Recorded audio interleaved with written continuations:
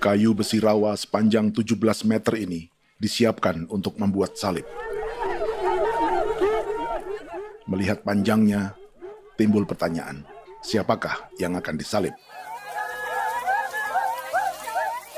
Siapapun itu, pasti sesuatu yang lebih besar dari mereka.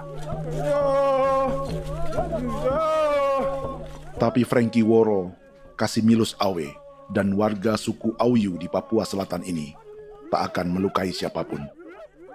Mereka memakai salib ini sebagai tanda perlawanan.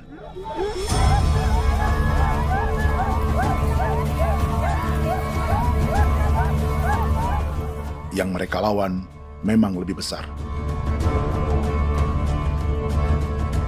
yaitu pemerintah Republik Indonesia. Pemerintah sedang mengincar 2,5 juta hektar hutan orang Papua untuk proyek tanaman industri pangan dan energi.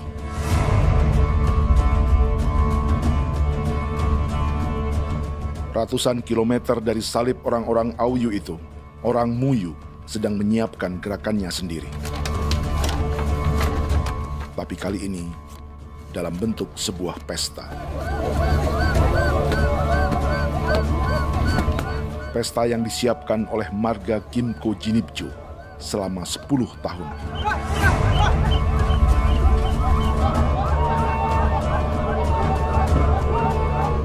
Sosok di marga ini adalah Willem Kimco, orang asli Papua yang tak punya kartu identitas kewarganegaraan manapun.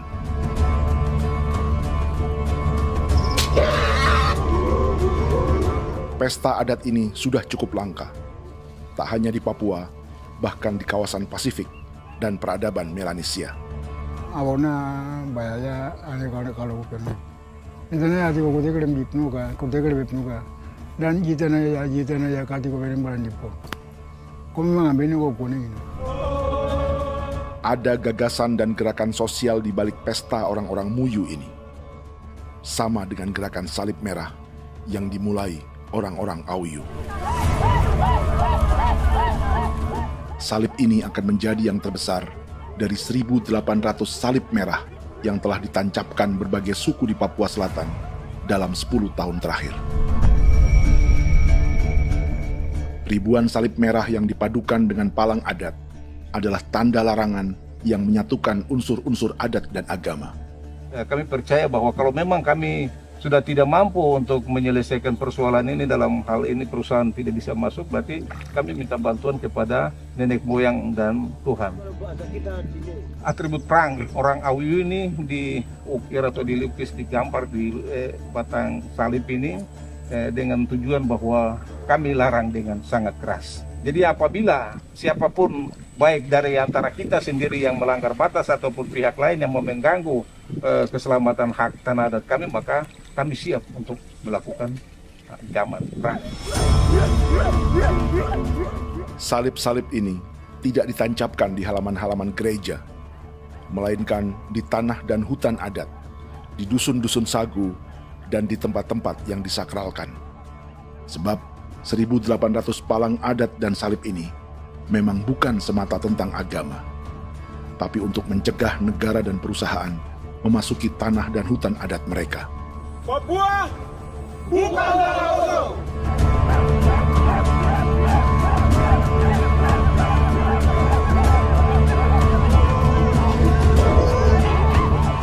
Di zaman TikTok ini, kami ingin menceritakan semua ini lewat film yang pendek.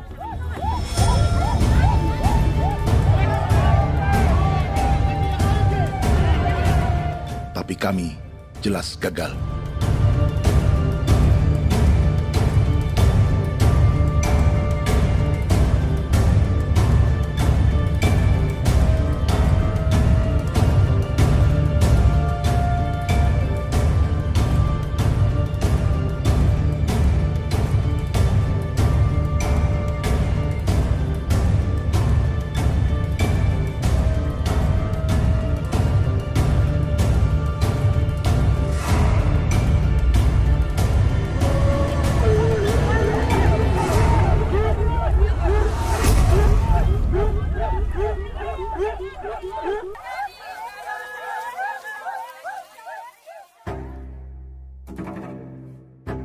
Di planet ini, ada 5 pemilik hutan hujan tropis terluas yang tersisa.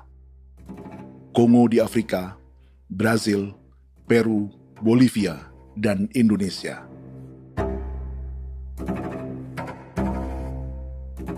Di Indonesia, satu-satunya pulau yang hutannya masih terjaga adalah Papua, pulau terbesar kedua di dunia setelah Greenland. Lewat sejarah kolonialisme yang panjang, pulau ini kini dikuasai 2 negara. Bagian barat oleh Indonesia yang juga dikenal sebagai West Papua, dan bagian timur menjadi Papua Nugini. Dan tepat di perbatasan ini, di bagian Indonesia, sedang terjadi proyek pemusnahan hutan terbesar di dunia.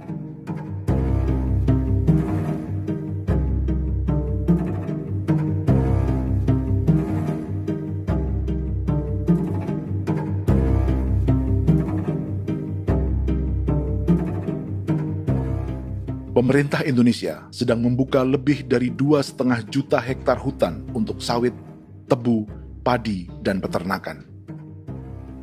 Ini disebut proyek strategis nasional untuk lumbung pangan dan energi yang jadi ambisi 3 presiden.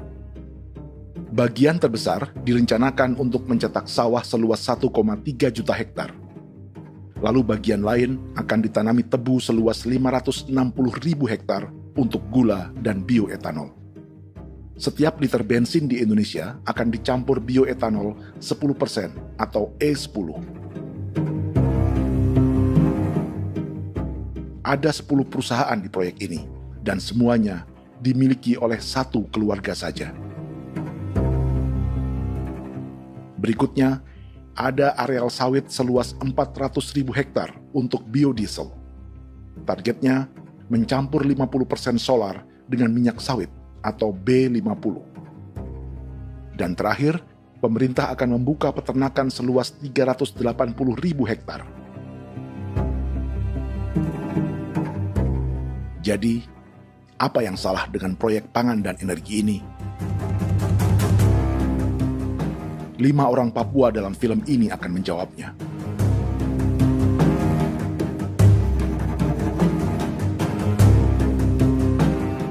Yang pertama adalah Yasinta Moiwen dari suku Marin.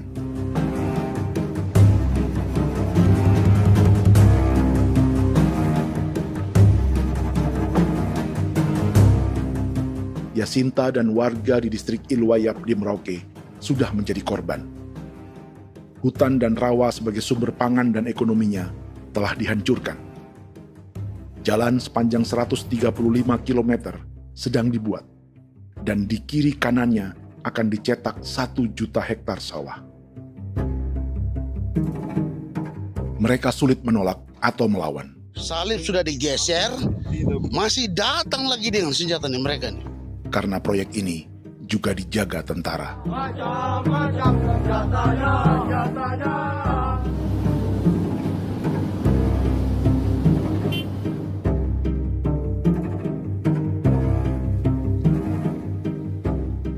Yang kedua adalah Natalis Buer di distrik Tanah Miring, Merauke.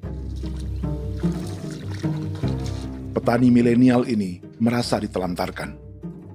Sebab setelah hutannya diubah menjadi sawah, sebagian sawah-sawah ini tak tergarap. Orang asli Papua seperti Natalis tak punya modal untuk benih, pupuk, perawatan, hingga ongkos panen.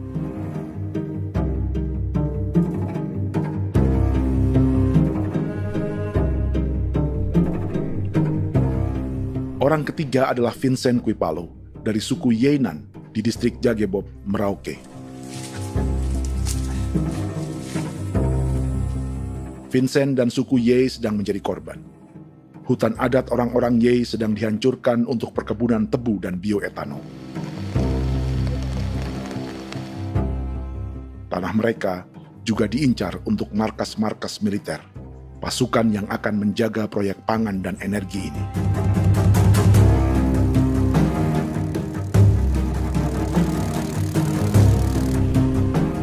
Yang keempat adalah Frankie Woro dari suku Auyu di distrik Fofi, Kabupaten Bovendigul. Hutan dan tanah mereka terancam perluasan perkebunan sawit untuk campuran biodiesel atau B50. Orang-orang dari suku Auyu ini adalah calon korban. Merekalah salah satu pelopor gerakan Palang Adat dan Salib Merah. Meski kadang berseberangan dengan gereja yang mereka anggap lebih mendukung pemerintah dan perusahaan. Mereka bahkan sedang merencanakan gerakan yang lebih besar, dengan salib yang lebih besar. Tanah milik Somu Sobisiba itu bahwa tanah ini diciptakan oleh Tuhan dan memberikan warisan kepada kami. Kami ini hanya hak jaga.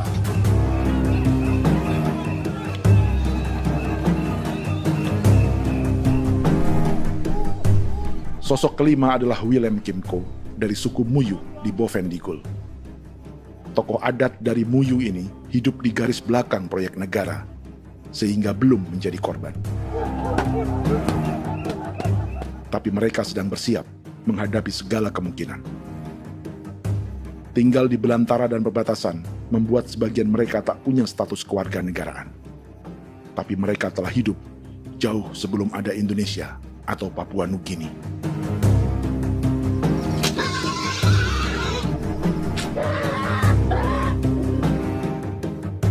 Kelimanya mewakili jutaan orang asli Papua yang sedang terancam eksistensinya. Jika kita merasa kepunahan peradaban Neanderthal di Eropa, Aztec dan Inca di Amerika, atau aborigin di Australia adalah sejarah masa lalu, film ini menceritakan bagaimana pemusnahan sebuah bangsa dan kepunahan sebuah peradaban sedang terjadi di masa hidup kita. Kepunahan bukan karena kerusakan lingkungan dan ruang hidup semata, juga karena dihantam 60 tahun operasi militer.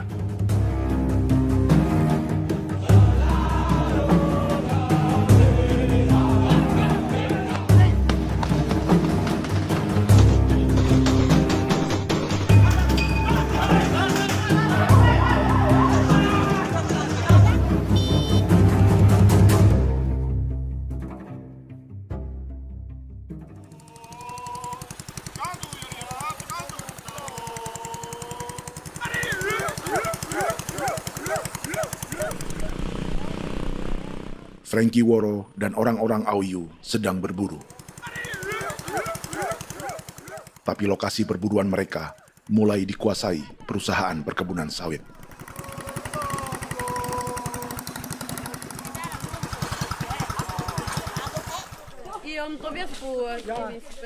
Kita akan menuju arah ke Inabusu. Di sana kami akan masuk di wilayah konsesi perusahaan PT Indo Asiana Lestari, dan di situ ya ada survei-survei mereka yang mereka pernah lakukan, tapi juga kami ada lakukan tanda-tanda saksi di sana.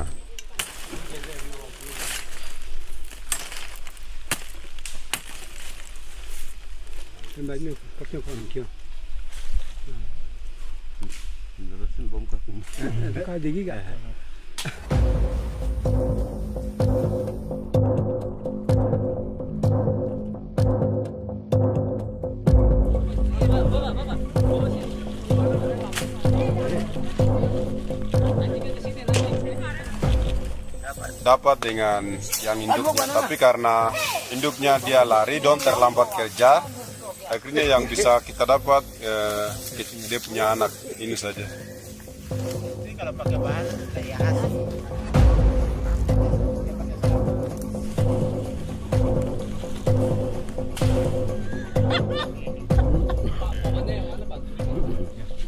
Pohon ini pohon bitanggur, dia punya kayu ini kita biasa gunakan untuk kerja perahu, dan juga kulit depu getanya itu kita pakai untuk kerja ini, panah-panah ini lem, jadikan lem ini, panah-panah. Hutan ini adalah supermarket bagi suku Auyu. Juga lumbung pangan atau bank untuk menyimpan deposito kekayaan alam. Hutan juga tempat yang penuh dengan sejarah suku, situs budaya, dan tempat-tempat sakral. Inilah yang sedang mereka pertahankan dari incaran pemerintah dan perusahaan. Untuk semua alasan ini, mereka menancapkan ribuan salib merah.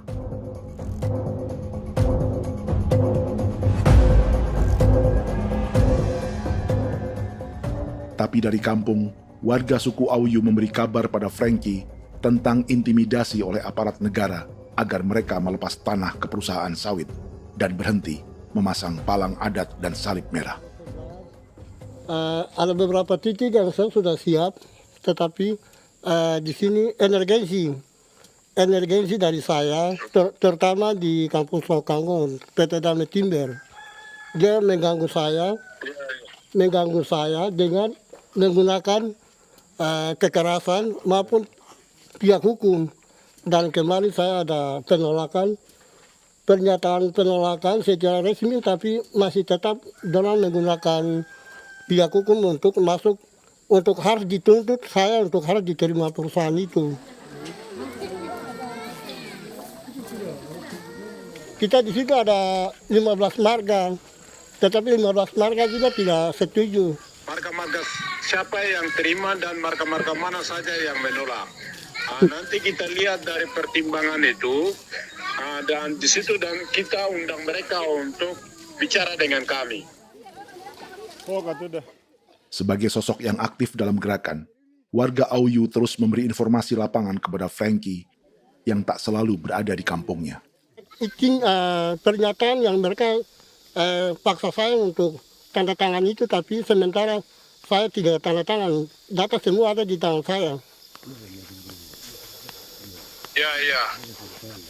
Baik, kalau gitu itu lebih bagus karena tanda tangan itu yang berbahaya. Iya. Tanda tangan itu yang lebih berbahaya karena sekarang ini modern dan canggih, dan itu yang mereka biasa pakai untuk tipu muslihat. Mereka biasa pakai itu di tanda tangan itu. Betul.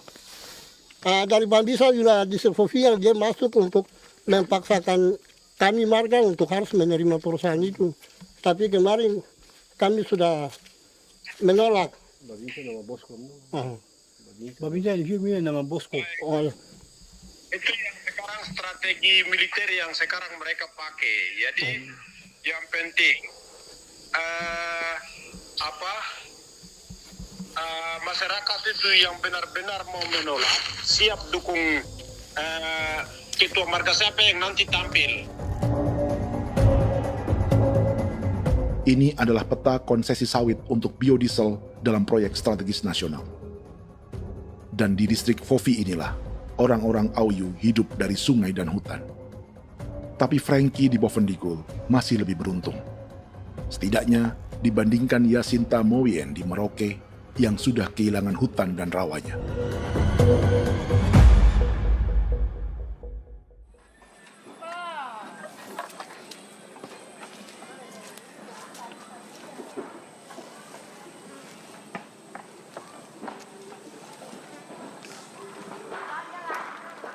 Yasinta dari suku Marin adalah petani sayur di Kampung Wanam, distrik Ilwayap, Merauke.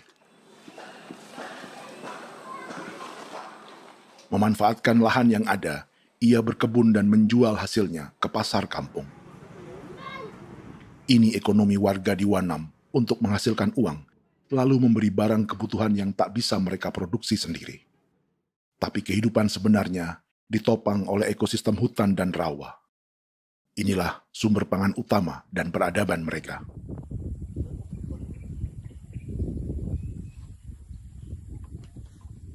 Namun ketenangan ini diusik ketika tiba-tiba pada Mei 2024, di Pelabuhan Wanam datang ratusan alat berat untuk proyek pangan dan energi pemerintah.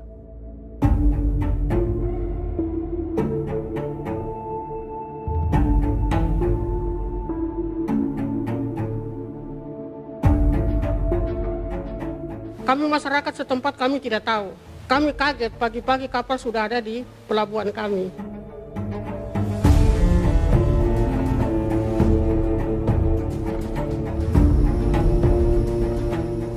Yasinta Mowien atau Enrika Gebze dan warga lainnya tak pernah diajak bicara atau dimintai pendapat. Seakan-akan Papua adalah tanah kosong. Kita suka kaget yang dong bawa turun alat berat dong bawa turun, kita kaget masyarakat. Dorang subongkar itu kayu-kayu.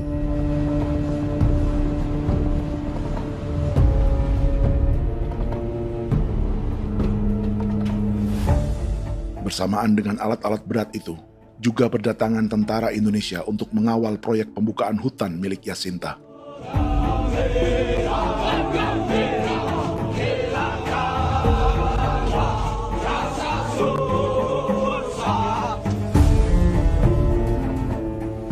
Ribu alat berat didatangkan dari Cina ke Papua oleh perusahaan bernama John Lin Group sebagai kontraktor pemerintah. Ini disebut sebagai pesanan eskavator terbesar di dunia dengan nilai 4 triliun rupiah. Misinya membuka hutan dan rawa milik orang Marin, salah satunya untuk membangun jalan sepanjang 135 km. Sementara di kiri kanannya akan dicetak sawah yang ditargetkan seluas 1,3 juta hektar.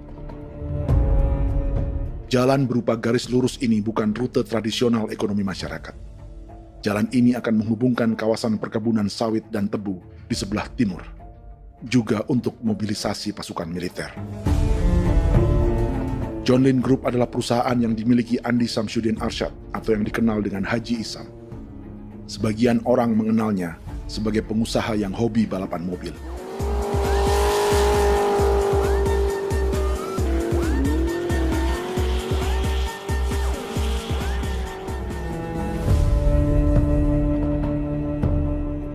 Tapi di Kalimantan, ia berbisnis batu bara, perkebunan sawit, pengolahan karet, penerbangan, perkapalan, dan biodiesel.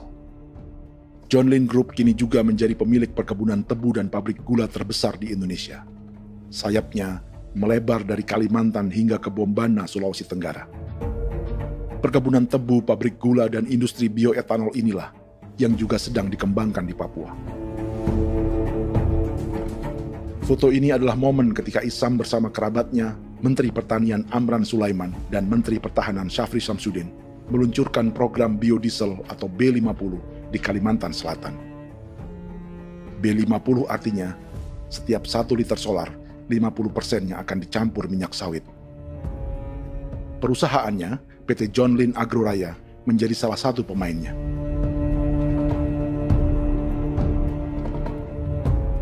Sepanjang tahun 2025, saham PT John Lin Agroraya pernah naik hingga 700%.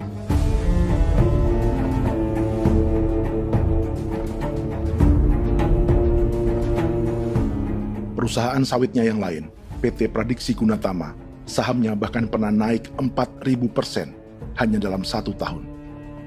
Dari harga saham ini saja, nilai kekayaan keluarga Isam diperkirakan mencapai 100 triliun rupiah lebih, menjadikannya salah satu keluarga terkaya di Indonesia dan salah satu pemain penting industri bioenergi. Dan di Papua Selatan inilah sebagian sawit-sawit untuk mendukung program B50 akan ditanam. Inilah tanah orang-orang Wambon, Muyu, Marin, Yei, atau Auyu seperti Frankie Ward.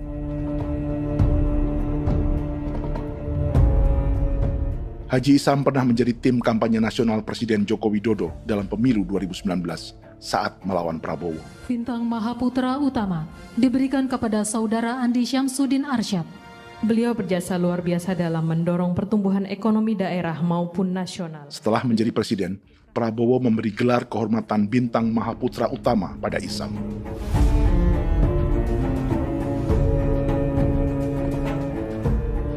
Sejumlah menteri Prabowo, juga kerabat dan orang-orang yang pernah bekerja di perusahaan Isam.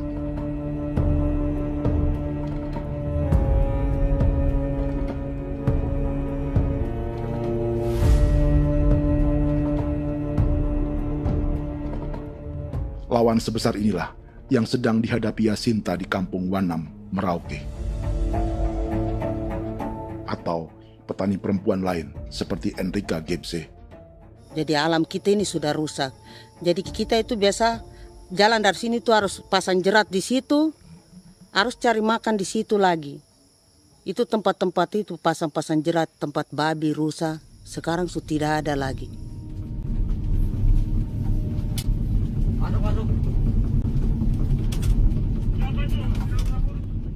Rekaman ini memberi gambaran bagaimana Kasuari kehilangan rumah di bekas hutan dan rawa yang telah dibabat.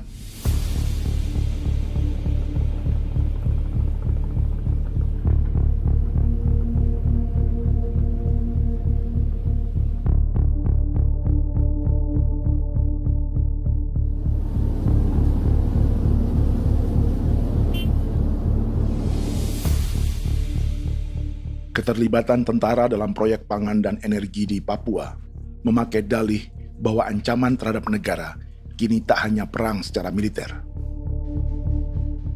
tapi juga melalui pangan dan energi. Kementerian Pertahanan pun terlibat karena proyek ini dianggap operasi militer selain perang. Jadi tugas kamu adalah menjaga sumber cadangan pangan nasional. Macam-macam senjatanya, Proyek ini menambah panjang alasan mempertahankan kehadiran tentara di Papua dalam 60 tahun terakhir. Saat ini, jumlah tentara Indonesia di Papua mencapai 56.000 personel, atau ada 1 tentara untuk setiap 100 orang Papua. Bandingkan dengan rata-rata nasional, di mana hanya ada 1 tentara untuk 696 penduduk Indonesia. Itu belum termasuk polisi. Artinya, 1 orang Papua dijaga lebih banyak senjata dari rata-rata penduduk Indonesia. Tanah dan hutan diambil secara sepihak untuk kepentingan pembangunan batalion dan bandar antariksa. Ini bentuk perampasan masyarakat. Penolakan kehadiran markas-markas militer terjadi di sejumlah tempat di Papua. Tak hanya karena trauma dan ketakutan, juga karena mengambil tanah-tanah adat.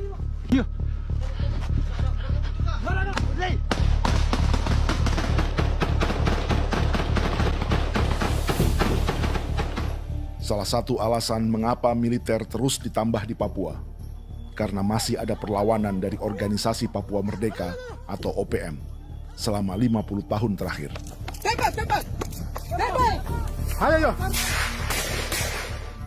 Tapi kekuatan militer OPM diperkirakan hanya 1.430 personel dan 360 pucuk senjata. Selebihnya, mereka menggunakan senjata tradisional.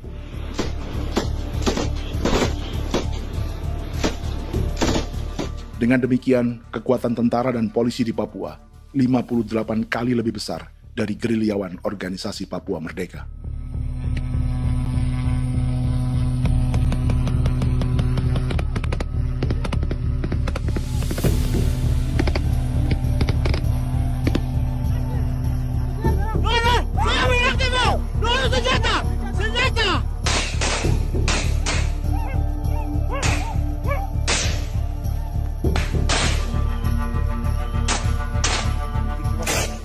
Sebagian tentara berada di garis depan pertempuran, tapi sebagian besar lainnya terlibat operasi non-tempur menjaga proyek pemerintah dan investor swasta. Seperti Batalion Infanteri Teritorial Pembangunan di distrik Jagebob, Merauke ini. Lokasinya bersebelahan dengan konsesi lahan tebu untuk gula dan bioetanol milik PT Murni Nusantara Mandiri. Baik perusahaan maupun markas militer, keduanya mengambil hutan milik suku Ye dari marga Kuipalo. Tapi dorong datang, tanam ini saja di sini, tanam Papa Nama ini. Victor Kuipalo menunjukkan apa yang terjadi. Jadi kita juga kaget ini. Nah, kalau ini Papa Nama ini memang, ini Papa Nama ditanam tapi bukan haknya mereka yang ini. Ini hak kami di sini, hak dusun kami, marga Kuipalo yang punya hak dusun ini. Setelah memasang patok, alat berat mulai bekerja untuk membangun markas militer di tanah orang Ye.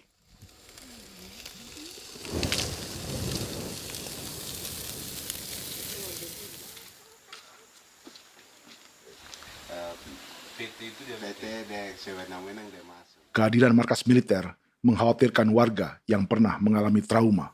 Takut kenapa? Kalau macam yang awal macam sekarang bu kampung hidup ini kan aman. Terus kenapa harus didirikan korem di sini? Bukankah dengan adanya Korem semakin aman ada tentara di sini? Kalau untuk kampung kayaknya tidak bisa aman kalau ada tentara, paling masyarakat dipukul itu ini. Kalau kampung hidup begini malah saya sejahtera dan saya punya masyarakat. Apa pernah ada pengalaman buruk sebelumnya dengan tentara di daerah sini? Ada yang cerita waktu pos-pos di sini tuh di 13, 12 itu zaman katanya Patimura. Memang kasihan. Malah kita punya orang ini yang dianiaya betul, dipukul. Disuruh kerja bakti tidak mau atau lama mencari, namanya kita pangkur sagu itu butuh waktu 1 minggu. Kalau lama begitu ya paling diseret apa pukul itu. Operasi militer Indonesia di Papua dimulai tahun 1962 lewat Operasi Trikora. Tapi perlawanan bersenjata pertama di Papua baru dilakukan tahun 1965 di Manokwari. Nanti tanggal 1 Mei jam 12.30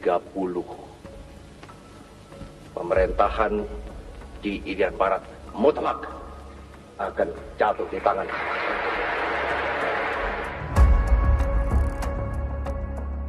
Sejak itu, selama 60 tahun, operasi militer untuk menaklukkan Papua terus dilakukan.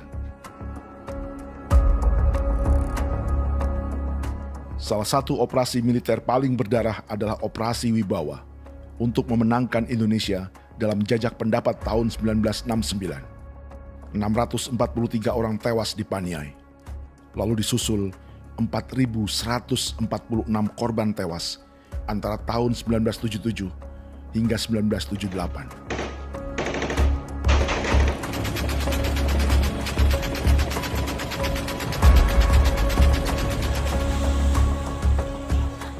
Operasi militer ini menimbulkan gelombang pengungsian hingga kini. Dewan Gereja Papua mencatat 103.000 orang menjadi pengungsi pada tahun 2025 dan nyaris tak diberitakan media-media Jakarta.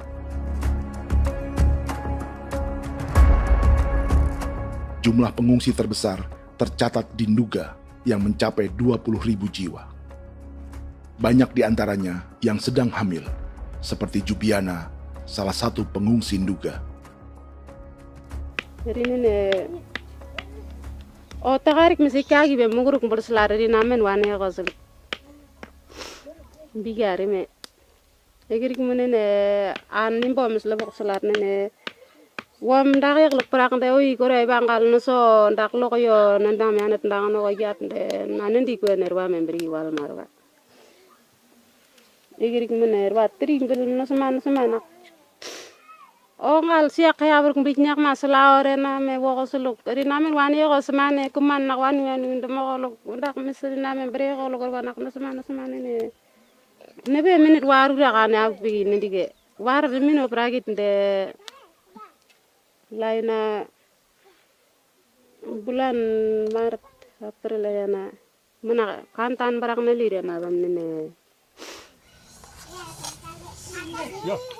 Jubiana lalu menamai anaknya pengungsi Kogoya. Selain Jubiana, juga ada Emma dari Maibrat yang melahirkan di hutan. Sampai di kampung gini, katanya bilang ada tentara yang bangun jembatan. Saya capek itu juga pun masih tahan. Kembali lagi ke hutan lagi. Itu sampai saya jatuh di tengah jalan. Orang sampai terbanting di kayu semuanya. Berasa sakit begitu. Melengkapnya tuh Domika Serli, pengungsi Wako. Masyarakat sipil dari kampung Aitrem sementara mengungsi karena kampungnya sementara dikuasai oleh TNI Polri. Seratusan ribu pengungsi di Papua saat ini jauh melampaui jumlah yang mengungsi ke Papua Nugini tahun 1984, yaitu 10.000 orang karena menghindari operasi militer.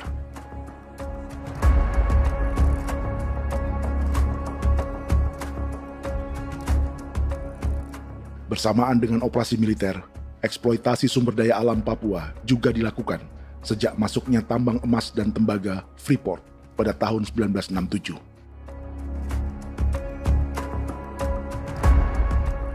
Disusul perkebunan sawit awal tahun 1980-an. Lalu ada perburuan buaya untuk diambil kulitnya. Sebelumnya, ada eksploitasi gas alam di Teluk Bintuni, pencarian besar-besaran kayu gaharu, atau pembukaan hutan tanaman industri. Ini belum termasuk perburuan dan perdagangan ikan arwana di selatan Papua, penebangan kayu merbau dari hutan-hutan Jayapura, emas di Blok Wabu Intan Jaya, bahkan nikel di pulau-pulau kecil Raja Ampat. Dan kini, dalam skala yang belum pernah terjadi dalam sejarah, Papua dipaksa mencetak sawah, tebu untuk bioetanol, dan sawit untuk biodiesel.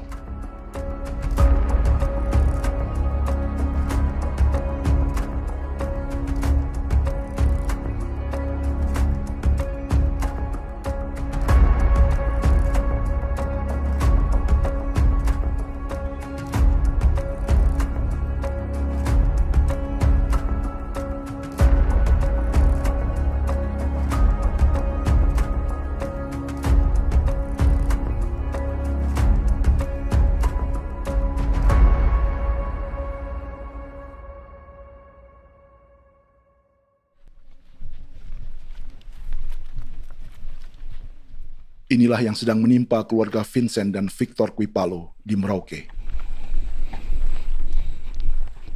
Hutan mereka diambil untuk markas militer dan industri perkebunan, PT Murni Nusantara Mandiri. 1 dari 10 perusahaan yang diberi konsesi untuk menanam tebu dan memproduksi gula serta bioetanol seluas 52.000 hektar.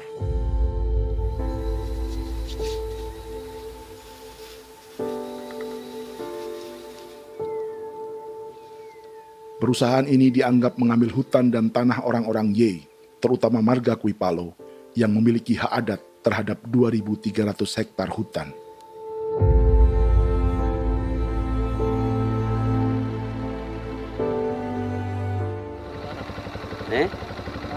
Tentara? Tentara. Oh iya, tentara.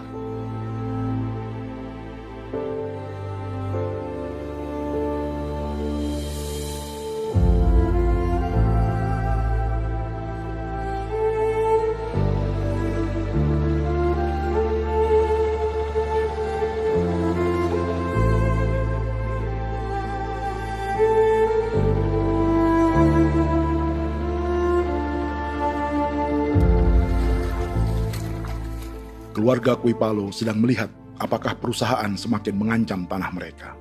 Dan kekhawatiran itu terbukti. Iya, makanya tadi saya bilang ini dari sini saja dekat ini sudah masuk di dalam ujung lapang ini.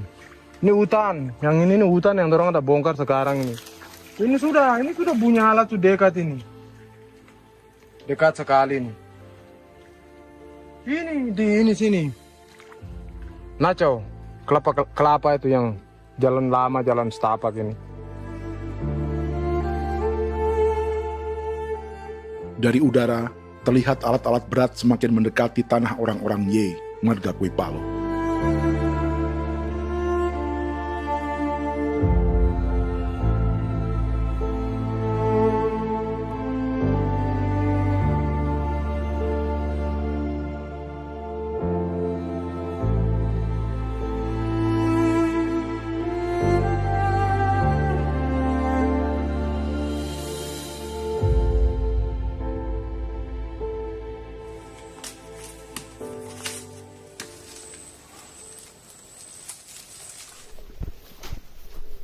Keesokan harinya, Victor dan kerabatnya memberi tanda cat merah di pohon-pohon yang berada di batas tanah mereka.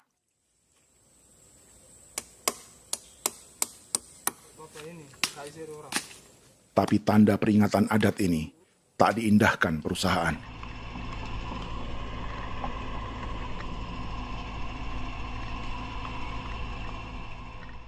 Dua bulan kemudian, perusahaan tetap memasuki tanah marga Kuipalo. Sama.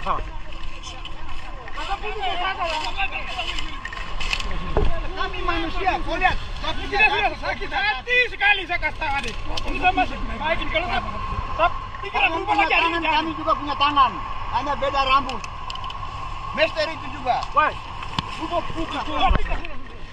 Tidak.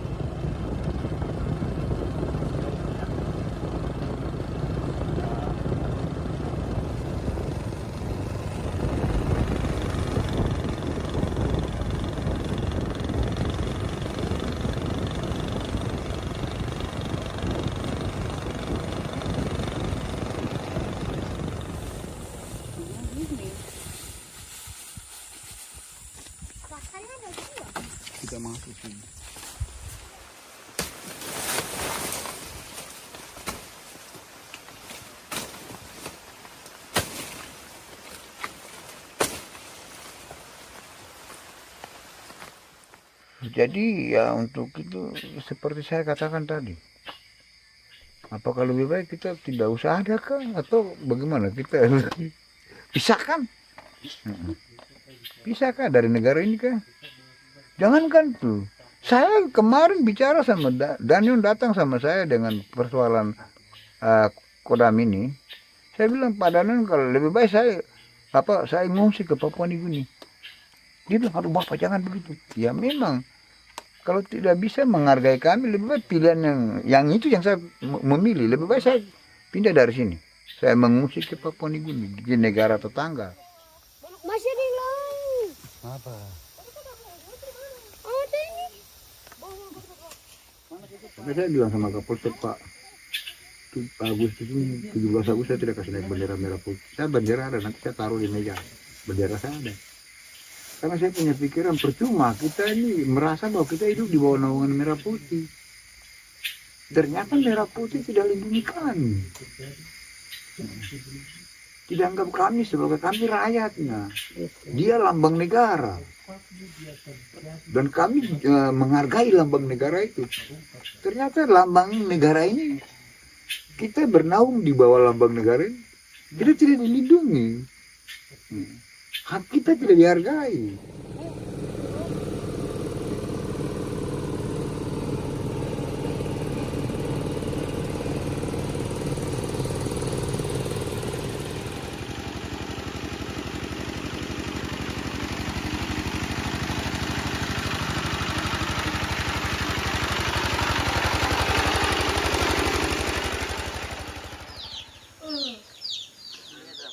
Marga Kuipalo dari suku Ye terus mendapat teror dan intimidasi agar melepas tanah mereka yang hanya dihargai Rp300.000 per hektar.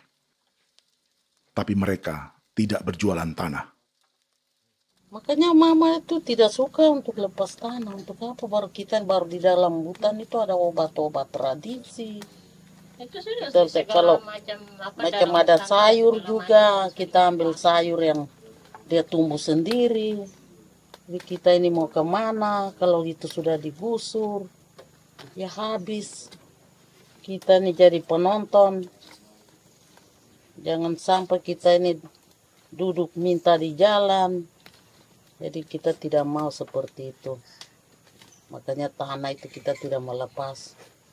Tapi mungkin orang lain tuh dia senang saja. Lebih baik saya pegang uang merah dulu.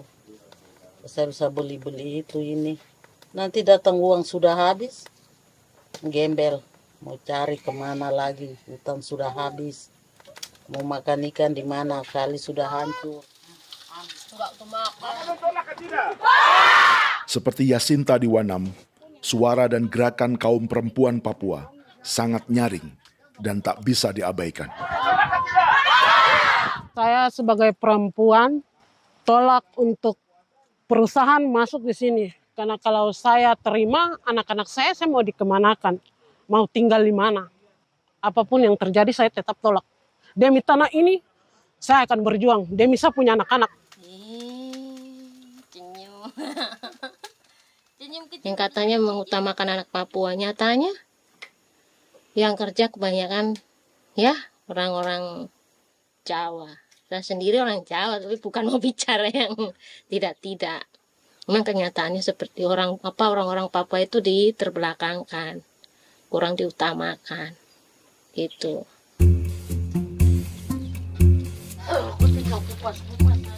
Proyek food estate seperti mencetak sawah, bukannya tak diikuti warga Papua.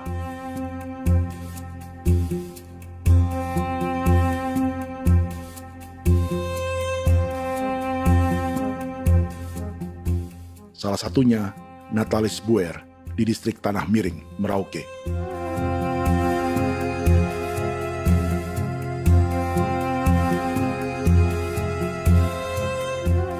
Setelah menghabisi hutan, pemerintah Indonesia mencetak sawah untuk tanaman padi karena beras mulai menjadi makanan pokok menggantikan sagu.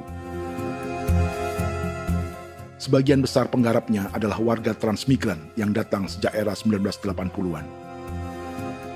Bahkan petani transmigran sudah ada sejak Belanda membuka proyek padi kumbe di distrik Kurik. Lokasi yang sering jadi langganan pejabat Indonesia memamerkan sawah di Papua. Tapi Natalis juga ingin belajar menanam padi atau bersawah. Namun ia kesulitan karena dibutuhkan modal untuk benih, pupuk, hingga pemeliharaan dan panen. Lalu sawah-sawah ini pun mulai dikuasai pendatang.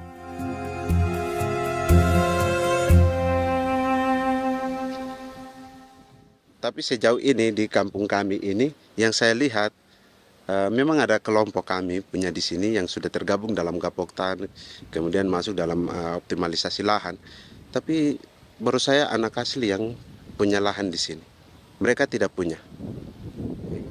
Pemerintah dalam hal ini adalah Kementerian Pertanian bersama-sama Kementerian Pertahanan yang dalam hal ini pada garis di bawahnya adalah TNI Angkatan Darat, memberikan support yang maksimal kepada masyarakat khususnya di Merauke dalam rangka. Saya kemarin habis 9 juta.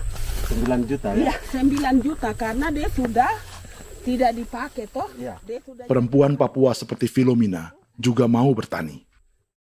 Pemerintah memberi bantuan Rp900.000 per hektar lewat program optimalisasi lahan atau OPLAH. Tapi dibanding biaya produksi dan harga jual gabah, Filomina mengaku berkali-kali rugi dan kini memutuskan tak lagi menggarap sawahnya. Terus kita harus cari uang untuk kombek. Betul. Karung kita beli. Karung beri sendiri lagi. Tenda kita beli. Ini dari yang offline ini don tidak siapkan. Tidak ada. Tidak ada ya, jadi mama don sendiri. Itu yang saya ada bilang, 900.000.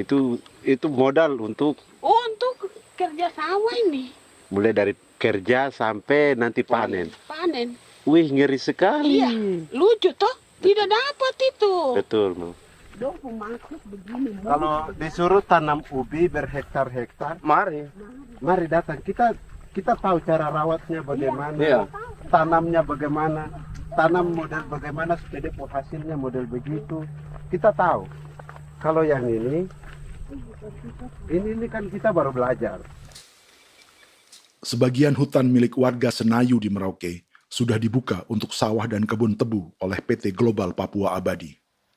Proyek pertanian ini dikerjakan oleh Kodim Merauke. Mereka melepas sebagian tanah karena ingin belajar bertani. Saya punya nenek moyang tidak ajar saya tanam padi. Tapi saya mau berubah. Generasi saya yang berikut ini besok lusa tidak bisa makan pisang, sagu. Namun program optimalisasi lahan yang dijanjikan dengan berbagai bantuan tak dirasakan Filomina. Obat rumput beli, obat padi beli, jonder kita bayar, bahkan bibit masih kurang, cari bibit lagi beli. Jadi saya memang kalau program pemerintah saya sama sekali saya tidak suka. Baku tipu saya.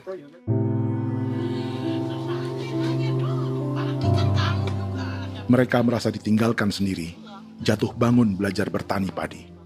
Sementara sumber pangan dan air yang semula mudah didapat, kini telah berganti sawah dan kebun tebu. Dulu kita masih bisa jalan, nanti masak di kali, pakai air kali. Minum pakai air kali. Sekarang kok mau masak? Tidak ada air, sudah susu, mau minum tidak bisa. Sudah dengan obat. Drone semprot tebu itu saja drone. Drone yang semprot. Saya lihat di itu. Jadi kita bukan drone yang terbang di atas untuk disemprot. Dong lempar pupuk di bawah ya dia mengalir ke kali. Mengalir ke kali, ke rawa-rawa.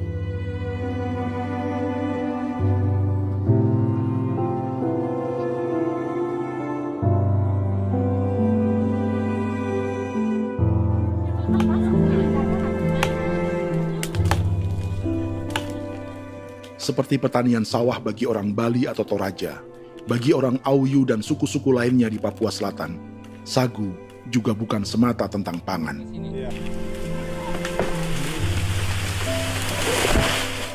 Bagi orang Auyu dan Marin, sagu adalah kerabat, sosok orang tua, sosok nenek moyang yang harus dijaga dan dilindungi.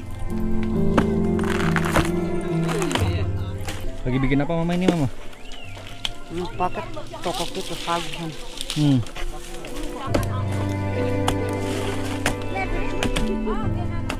Kami diingatkan oleh leluhur, sagu itu tidak boleh digusur dan tidak boleh diganggu dengan cara apapun, dan di dalam rangka kepentingan apapun tidak boleh. Kamu harus bela, bahkan sampai nyawa pun harus menjadi taruhan demi membela keselamatan pergerakan sagu di atas tanah.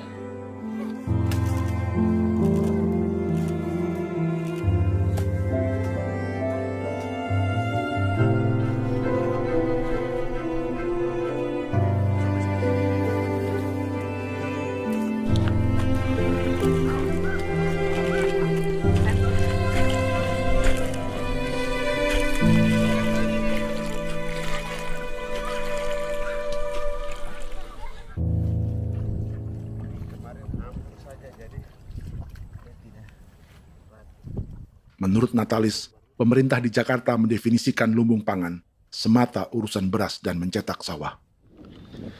Sebenarnya orang Papua itu bukan tidak bisa bertani. Kami tanam ubi itu bagian dari pertanian. Nah, pertanian yang dimaksud oleh pemerintah itu harusnya selalu itu kalau bisa pemerintah harus spesifikkan pertanian apa yang dimaksud, pertanian tanam padi atau pertanian tanam ubi, petasan dan lain-lain. Ini yang harus dispesifikkan dulu. Begitu, sehingga tidak menjustifikasi kami orang asli Marin bahwa kami tidak bisa bertani. Bukan. Kami buka kebun besar-besar di sana, bahkan bermeter-meter, ratus-ratus meter pakai sekop, bukan pakai ekskavator, tapi ini pakai skop. Itu pertanian, begitu. Bagi Natalis, alih-alih memaksimalkan sawah-sawah yang sudah ada untuk petani Papua,